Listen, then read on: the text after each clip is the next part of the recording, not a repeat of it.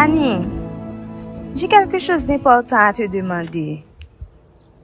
Bien sûr, Elodie.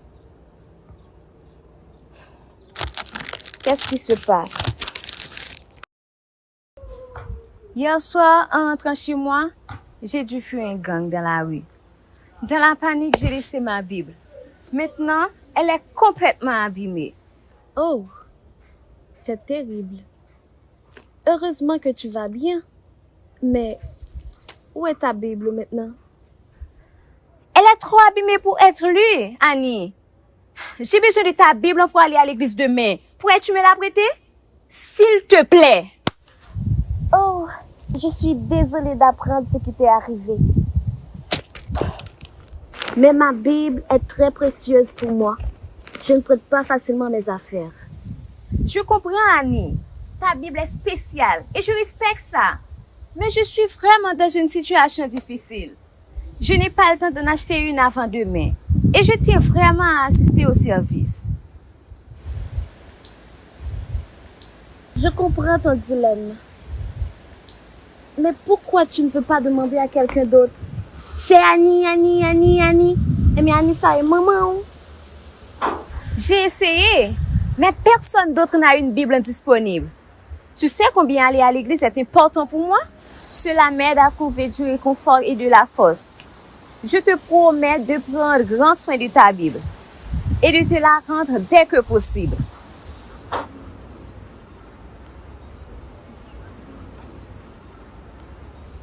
Je vois à quel point c'est important pour toi.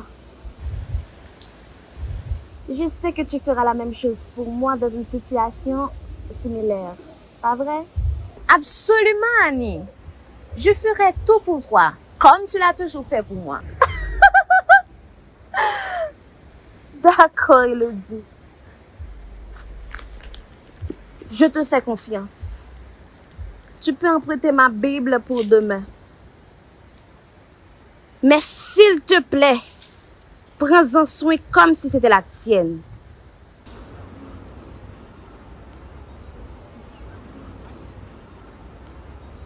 Merci beaucoup, Annie. Je te promets de te la traiter avec le plus grand respect. Je te suis vraiment reconnaissante. Il n'y a pas de quoi. Elodie, je suis contente de pouvoir t'aider. Passe un bon service à l'église. Par contre, depuis qu'il a été bon, c'est l'église comme ça. Merci encore, Annie. Je te la rendrai dès que je rentre. Prends ton temps. L'important, c'est que tu puisses trouver le réconfort dont tu as besoin. Merci, Annie. Tu es une vraie amie. Toujours là pour toi, Elodie. Te prier pour qu'on la Bible.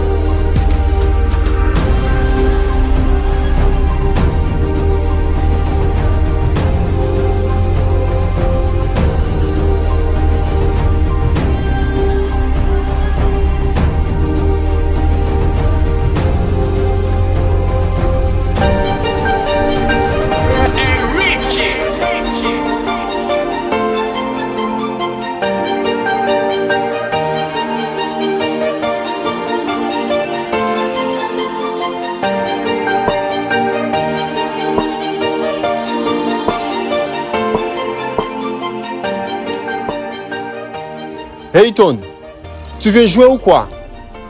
On t'attend depuis un moment. Dans nos caca, monsieur. Salut les gars. Désolé, j'étais en train de sécher cette Bible que j'ai récupérée hier soir sous la pluie. Une Bible? D'où elle sort, celle-là?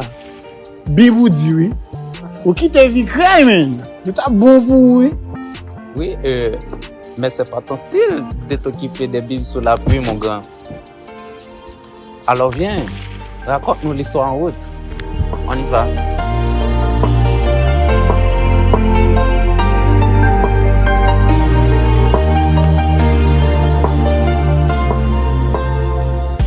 Bon, vous n'allez pas croire ce qui s'est passé hier soir. Hier soir, en rentrant chez moi, j'ai rencontré cette magnifique femme, triste et seule sous la pluie. Paniqué, je lui ai proposé mon aide et j'ai essayé de lui tenir mon parapluie sur sa tête. Elle s'est enfuie en pensant que j'étais un membre d'un gang quelconque. Attends. Elle a cru que tu faisais partie d'un gang. Toi, c'est hilarant. Mais on fout sembler gang dans tout, oui. Je sais. C'est fou. Elle était tellement terrifiée qu'elle a dû laisser tomber sa Bible en courant. Je n'ai pas eu le temps de lui expliquer que je voulais juste l'aider. Alors, j'ai fait ce que n'importe quel gentleman aurait dû faire. Sérieusement? Toi, sous la pluie avec un parapluie, tenant dans ta main pour une inconnue? Ça, tu devrais le voir pour le croire. Ah, pas venir faire caca là, non? Parce que Bazabo ko gen lâche pour le d'amour. Pas vrai, monsieur? Oh oui. Nous poko gen lâche pour nous d'amour. Nous poko gen lâche pour nous d'amour. Oui, c'était une scène digne de film. Quand je suis enfin parvenu à la rattraper, elle était hors d'haleine, étreintée. J'ai essayé de lui expliquer que je n'étais pas un danger, juste un gars qui voulait l'aider. Oui, mec. Mais elle t'a cru finalement. Oh mon Dieu. Mais après quelques minutes de confusion, elle m'a remercié. Étant trop pressé de récupérer sa Bible, j'ai dû partir avec elle. Waouh. Tu es vraiment un bon samaritain, Hayton. Mais, comment vas-tu lui rendre sa Bible maintenant? Eh bien, j'ai trouvé son nom à l'intérieur de la Bible, sous une page vierge. Mais il n'y a pas d'adresse, ni de numéro. Alors, je vais retourner à l'endroit où je l'ai rencontrée, en espérant qu'elle fréquente souvent ce quartier. C'est une sacrée histoire, mec. On dirait que c'est le début d'un roman d'amour. Qui sait? Peut-être que cette rencontre était destinée à se produire. En tout cas, tu as fait preuve d'une grande gentillesse, pasteur. Non, futur pasteur. En tout cas, quel est le nom de cette fille, mec? Bref, merci les gars. Je dois admettre que j'ai été touché par son désespoir. J'espère pouvoir lui rendre sa Bible. Qui sait, peut-être un jour mieux la connaître. C'est tout ce qu'on te souhaite, Hayton. En attendant, on a un match à gagner. Allons. Absolument. Mais avant, assure-toi de bien sécher cette Bible. On ne veut pas que tes bonnes actions se retournent contre toi, monsieur l'amour. Ne vous inquiétez pas, je m'en occupe. Maintenant, allons sur le terrain et montrons ce que nous savons faire. Let's go! Hey, Hayton. Là, je vais lui dire, on va raconter nous cette histoire, attendez. Et pour la prochaine match, on va jouer pour venir garder nous là. On va pas panier une de l'autre. C'est tchoup tchoup. Eh messieurs, Allez vous changer. Je vous attends sur le terrain.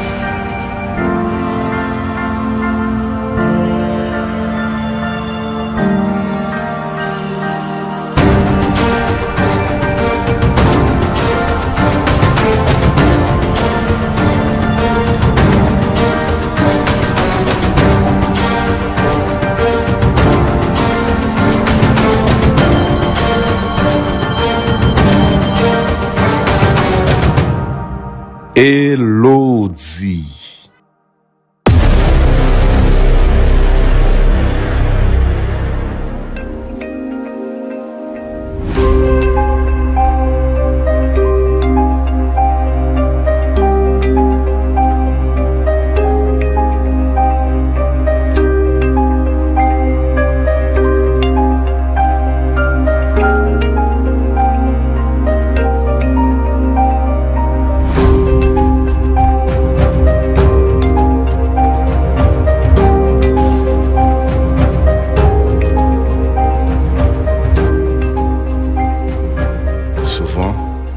La douleur vient des attentes non satisfaites.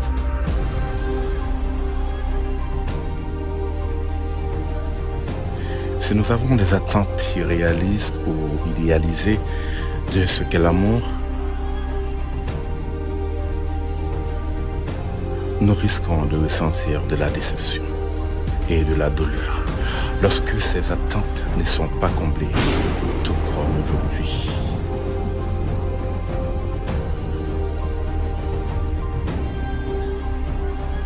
Aimer et être aimé nous rend vulnérables. Et cette vulnérabilité peut parfois entraîner des douleurs.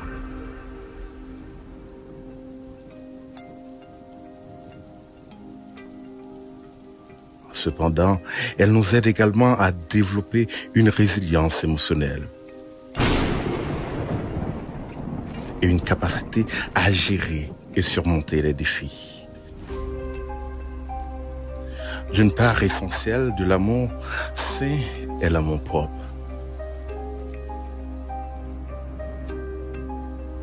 En cultivant un amour et un respect de soi, nous sommes mieux équipés pour entrer dans des relations équilibrées et nourrissantes et pour gérer les défis qui peuvent survenir.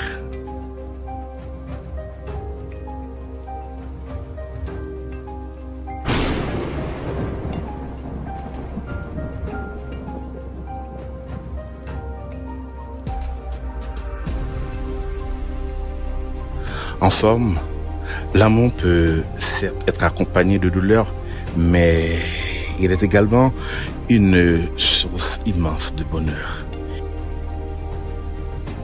et de satisfaction.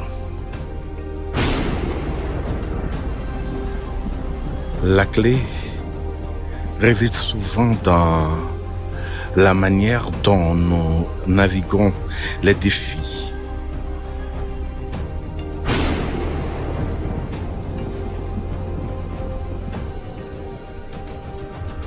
et dans notre capacité à grandir.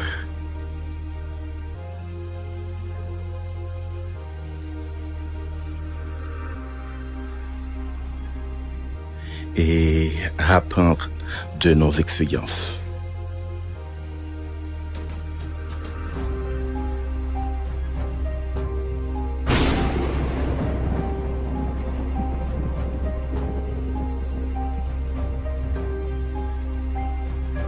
Maintenant, je tiens à vous dire, avec cette Bible, j'ai un défi à relever.